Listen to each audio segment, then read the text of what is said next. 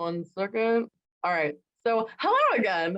I'm Colleen McCracken-Rennick, the Health Professions Advisor, and thanks so much for being here today to learn about health professions advising at DePauw University.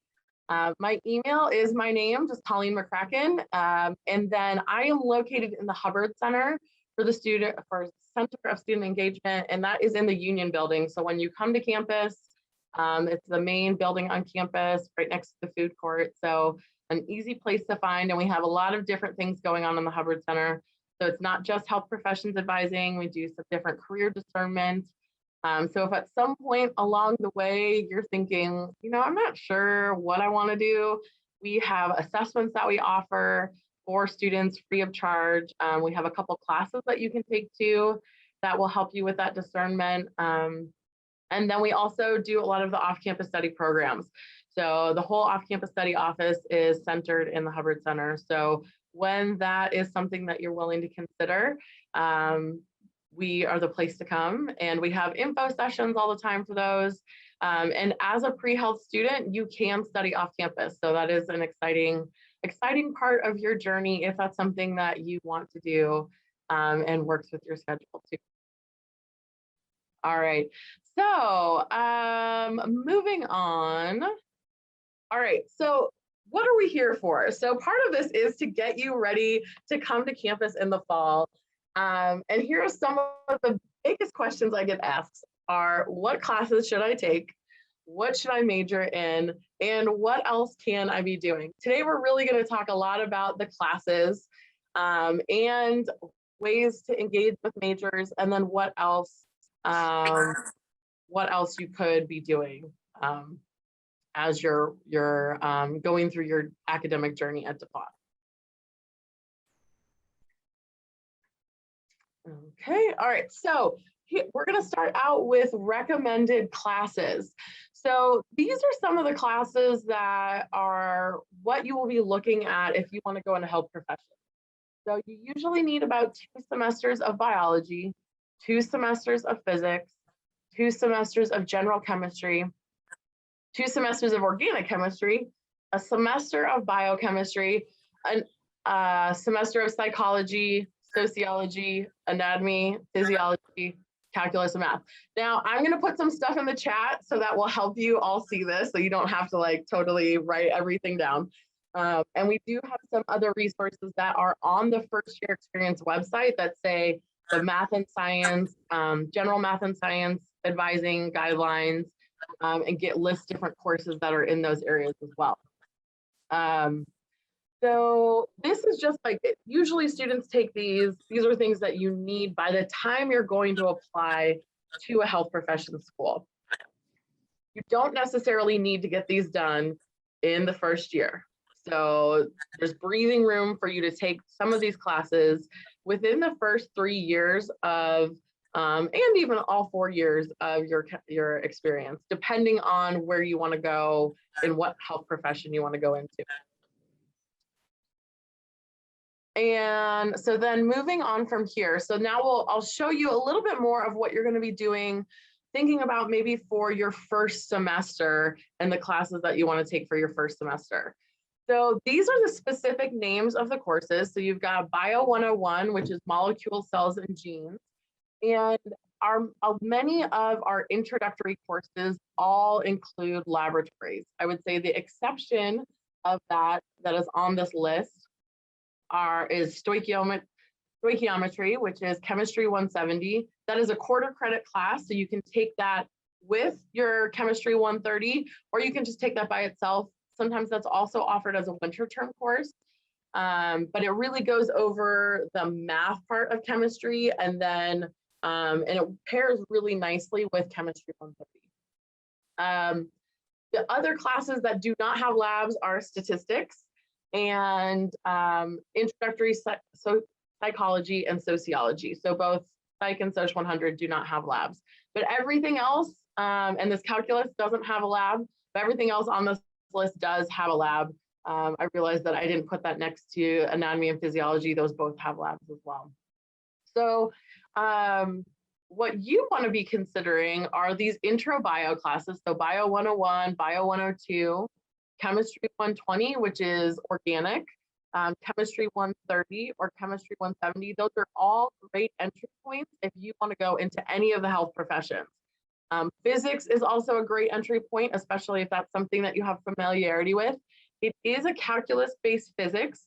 So either you would need to have AP credit for physics, or excuse me, AP credit for calculus, or to enroll in calculus at the same time as you're taking that physics class, or just wait and take physics later after you've already taken your calculus class. Psychology is another great class to start out with, also sociology. And I will mention that for many of the health professions, you do need a social science, but it doesn't necessarily need to be sociology. It could be any of the social sciences. So that could be, anthropology, if that's something you're more interested in. And when you look at the first year experience classes, there's a list of classes for first year students. Choosing from those courses that will kind of fit into many of those areas. And also one of the nice things about the DePauw curriculum is that, let's say you're not sure which social science you want to take and you pick a couple different ones.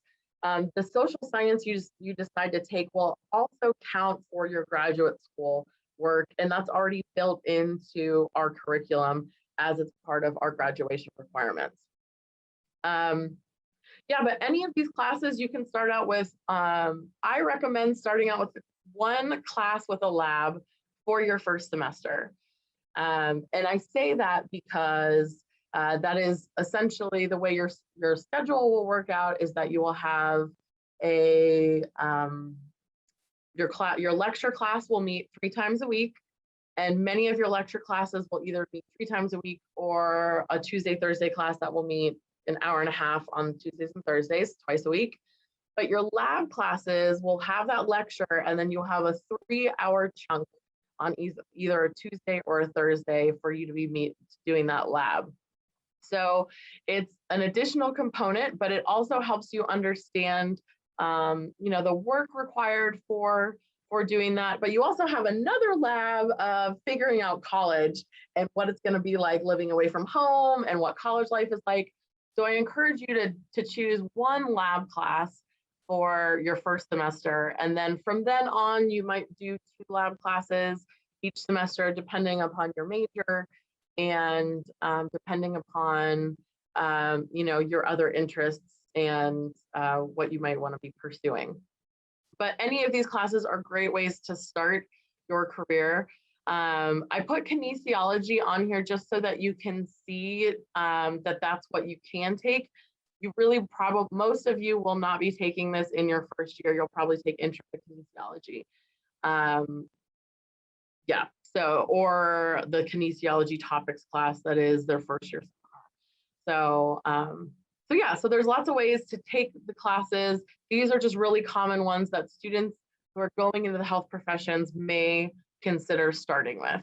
And they're good classes to get you kind of thinking about, is this something I want to do? Do I like any of these topics? Might I want to major in one of these areas? Now you can also think about majoring in something that, isn't one of these science classes or a math class. You could major in psychology or sociology, economics, Spanish, neuroscience, really kind of anything you want, honestly.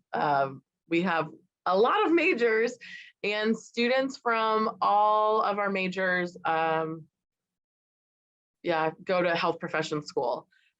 So it's really up to you what you want to do, and you really don't need to decide that until you're a sophomore. So you have plenty of time to discover different courses and professors and departments that you like, and choosing those areas that you might want to pursue courses in. All right, so moving on from here. So I wanted to show you what a typical semester or a layout of a 4-year plan might look like if you were going into the health professions. Now, this is based off of what it would look like for somebody who is going into medical school. So for medical school, there are certain requirements that you need 5 classes of chemistry. And I have handouts for all these things. I'm going to put the link for that in the chat so that you can look at those a little bit more. And then I help students also figure out 4-year plans that kind of look like this when you're finishing up. So if you want to look up here at the top left-hand side, we have our first year in the fall semester of our first year. So I've put in here chemistry 130, which is inorganic chemistry that has a lab, and then you'll have your first year seminar. I've also put intro to religions in here as well, and a language course. So you'll be taking 4 credits. 1 class is your lab. You'll learn a lot of writing skills in your first year seminar, but those first year seminars have great topics in them. So you really, get to dive deep into a topic, get to know your professor. And within that first year seminar group, that's also your mentor group. So you learn a lot about college and a lot about, how DePauw works and lots of, how to do college essentially. And then here in the winter term, I've listed chemistry 170. Some students will take that in their fall semester. You can do chemistry 130 and chemistry 170. It's really up to you. Or you can take chem 170 in the fall and then wait and take chem 130 into your spring semester. And then we have biology 101. So that's molecules, cells, and genes. In the spring semester, along with chemistry 120, which is the intro to organic chemistry. I've included that second language class here, so that meets the language requirement, and then that you would be done with that language requirement by the end of your first year. And then sociology 100, contemporary society. So you're working on, in your first year, some of these graduation requirements, but also exploring other options of what are some things that you're interested in. So I've just put in some of these classes. This doesn't mean that you have to take them exactly like this.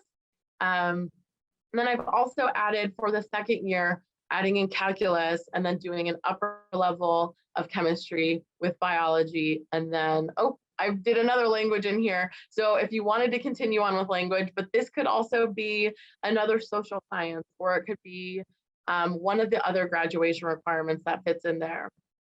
In your sophomore year, you will also take a W class. And a lot of these things you're going to go way more in depth with your academic advisor. I just wanted to give you a view of, can I do what it is I want to do in my time at DePauw? And yes, you can. So there are lots of ways to manage this 4-year plan. And I really help students with that too. So I have a document that I can share with you to help you kind of build this 4-year plan. But I usually wait with students to do that until after you've gotten all your classes for your first year, and then we do that in the fall semester a little bit more. But yeah, so that's kind of just what it looks like if you're a big planner and you want to think about, all right, so what do I do if these are the classes I get into my first year? You also don't necessarily need to take a lab class your first semester. I know for some of us, because of this pandemic that we've been faced with, the hands-on skills in lab classes hasn't been something that we've been able to get in high school. So if that is something that you're thinking like, you know what, I want to wait for that, you can take, maybe you want to take calculus your first semester, or you want to take intro to psychology or intro to sociology, taking something that is not lab-based, but that gives you some of those skills to think about as a health professional or a future healthcare professional. Is this something I want to go into? So no fear if you don't want to take a lab your first semester. You can wait and do that when you've been in here a little bit longer. Okay, so I just wanted to show you the health professions guides. So this is something, and I will copy this and put this on in the chat as well for you all. And this should be taking us to the website. Can you still see the website? Brock, are you able to? No? I'll just see the PowerPoint right now. Okay, let me stop sharing that. And then I will bring up the website so you can see what that looks like.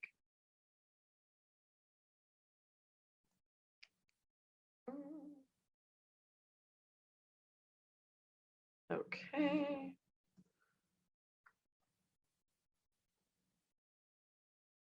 Okay, so now you should be able to see, so we have on the Hubbard Center website, we have these guides and they have all sorts of stuff from career development, graduate school, off-campus study to pre-health. And you can click on the pre-health and then it will bring you down to this part that shows you allopathic medicine, chiropractic medicine, dentistry, nursing, optometry, osteopathic. So if I click on allopathic medicine, it will show me the length of the program of what medical school is, that there's a residency requirement, sometimes there's a fellowship requirement, but we list common courses here that you would be taking as something for medical school. Talks a little bit about the application timeline, the MCAT. That's not something any of you that are going into these health professions, you won't have to worry about that test until you're a junior. So you can just kind of put that in the back of your head. No need to thinking about that. Right now, your goal is just to focus on taking classes at DePauw. All right, and then it just kind of goes into some other things that are for later on, but it gives you an idea of like, if you're thinking, I don't know what classes I'm supposed to take, what does that look like again? These lists are here for you on the Hubbard Center website. And so I'm just gonna copy this so that I can put it in the chat for you all.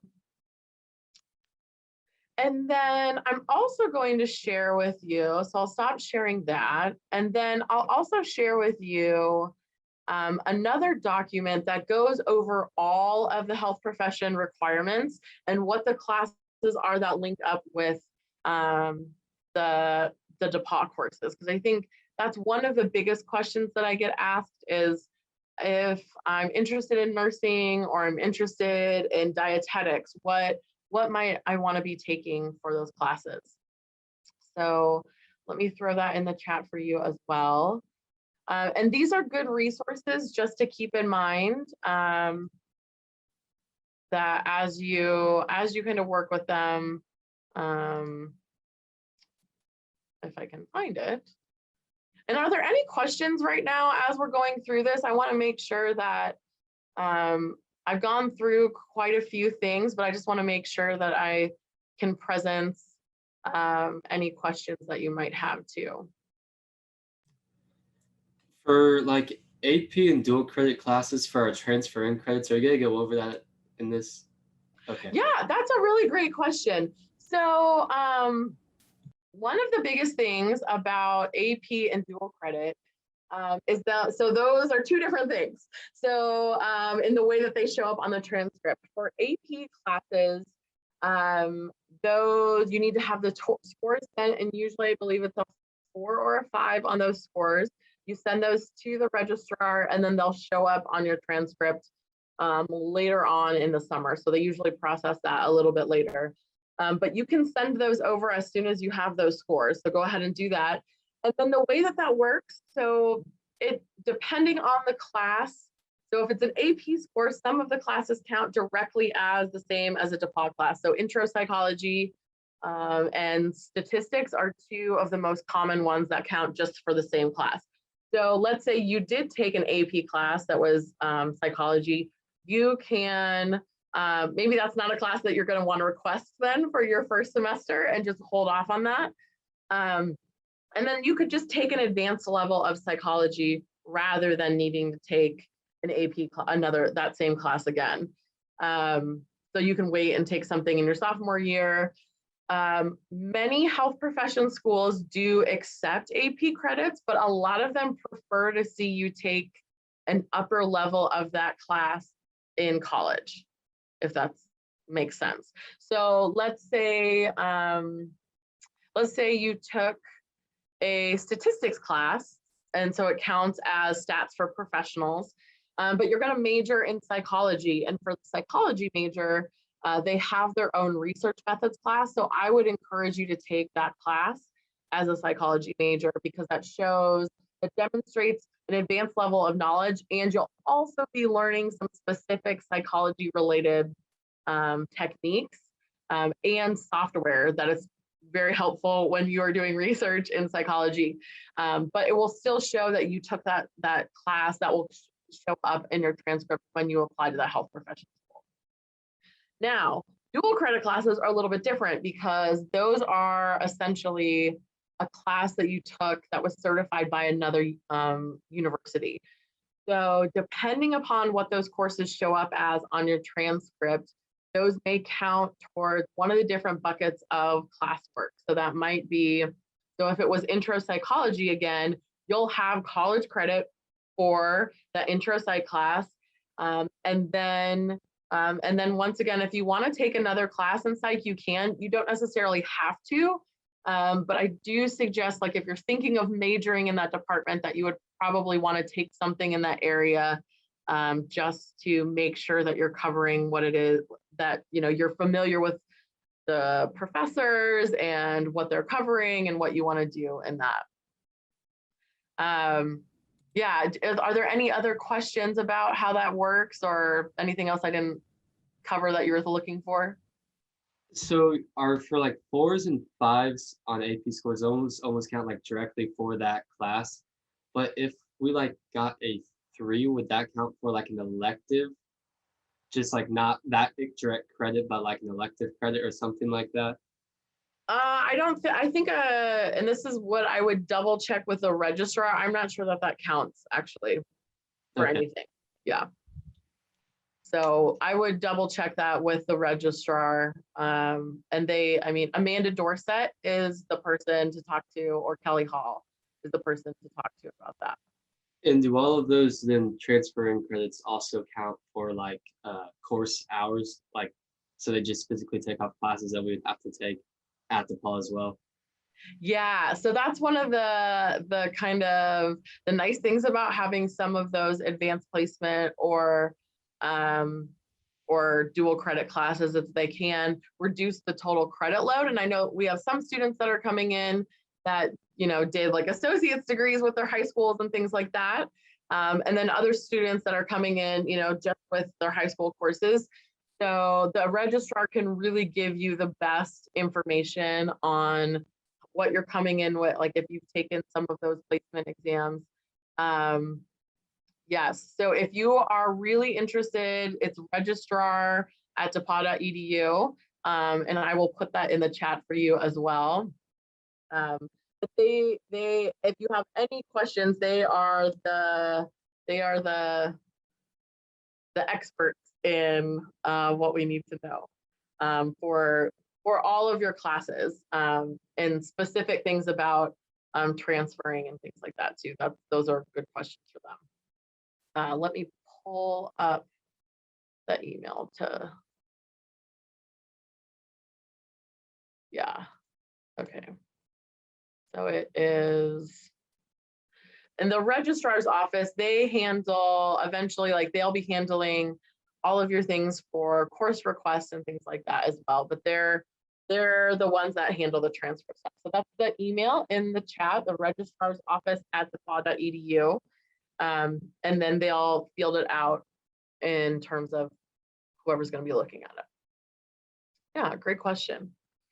Okay, so back to the presentation. I want to make sure that I put, okay, so I'm going to throw something in the chat again, and then I will share this with you and talk a little bit about it as well. It's that I'm losing my words, the grid of all the classes in the health professions prerequisites. That's what I wanted to say. All right, so you'll have to download that to be able to view it. So I think if you're on a phone, sometimes it's a little harder to view, but you'll be able to download it and then look at it later. So I will share my screen so that you can see that as well. So this is really, really handy. And it goes over, so it lists on the left-hand side, it lists the DePauw department that the course is listed in. And then it lists the classes, the specific class name. And then up at the top, you have a lot of the different health professions that our students are interested in. So dentistry, physician, physician's assistant, physical therapy, pharmacy, nursing, occupational therapy, optometry, veterinary medicine, dietetics and nutrition, and athletic training. So, and then you'll notice that as you scroll down and look at this sheet, you can see the common courses that are usually required for most of these health professions. And this is nice and handy to think about as you're going through your courses, what to consider. So even as you're thinking about classes that you want to register for, any of the 100 level classes that are listed here, those are things that you can register for in your first semester. I recommend, like I said, that you really only want to do one lab class. But if you register, usually they only put you in one lab class in the fall semester. So you wouldn't be placed into anyway, but just kind of thinking about what are the skills that you want to build upon. So it goes everywhere from biology, chemistry, kinesiology, math, physics, psychology, social sciences, and English. So the dentistry is one of the few professions, I'd say, and sometimes pharmacy as well, that requires an English class.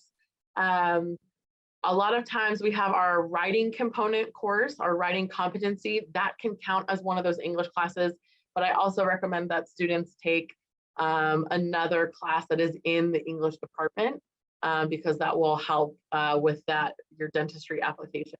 But that's also something you can, if you're really into creative writing or if you want to take an English composition class, you can do that as well.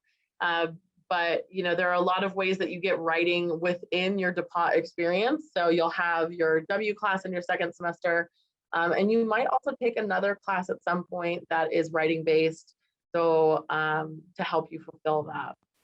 So there are a lot of classes here, and you'll notice that not every area needs all of these classes, so that is a relief.